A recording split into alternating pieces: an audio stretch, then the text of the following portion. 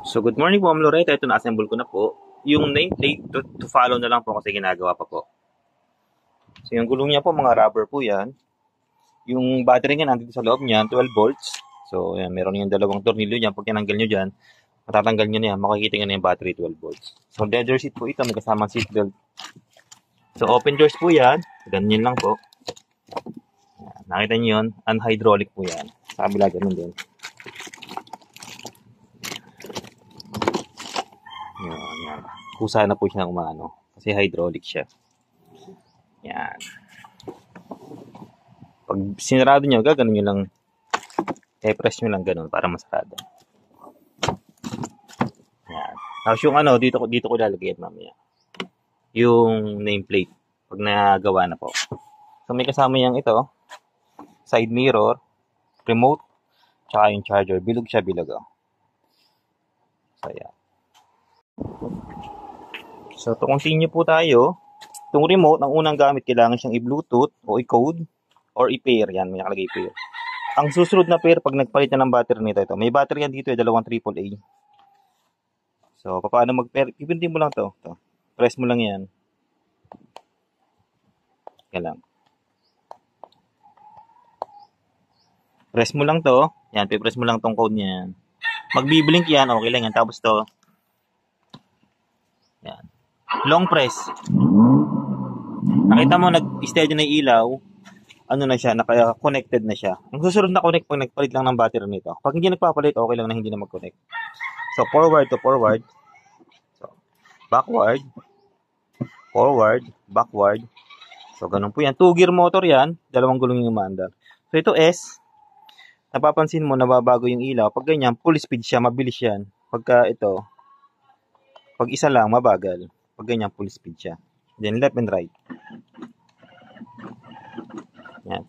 Ito S, or ito floppy, magbibiling siya, naka-brake. Hindi mo siya magagamit. Pati yung manual, hindi mo magagamit yun. Brake yan, brake. Pag nagbiblink yan. Para mawala yung blink, pinutin mo lang yung P. Mawawala na yung blink, magagamit mo na ulit. So, pag naka-power on, may ilaw yan. Pati yung likod, may ilaw. Ngayon, para mawala yung ilaw na yan, pwedeng mawala yan. Ito.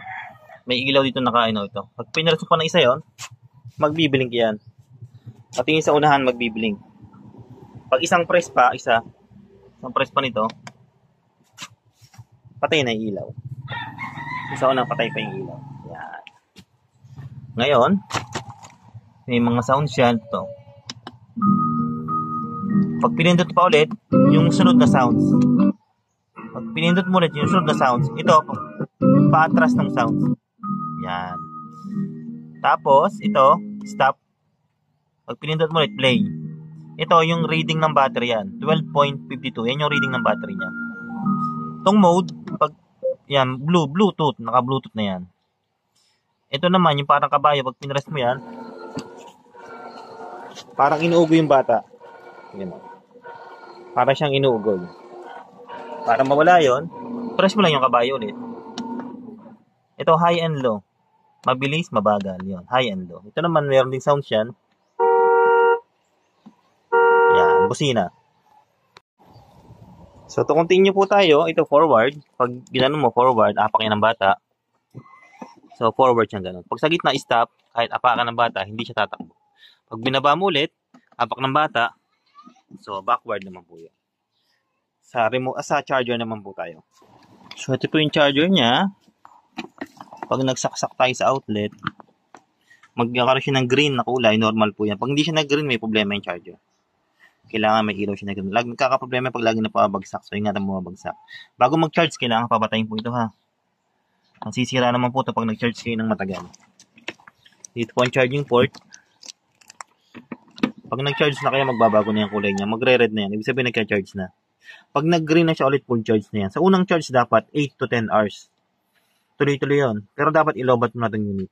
Tapos ang susunod na charge, 4 hanggang 8 oras na lang. Or makikita mo ito magi-green.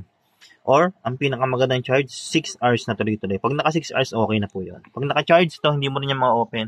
Kailangan tanggalin nyo muna to bago siya mag-power on switch. Laging long press na ganun. So, good unit tayo. Maraming salamat. Ibabox ko na lang po.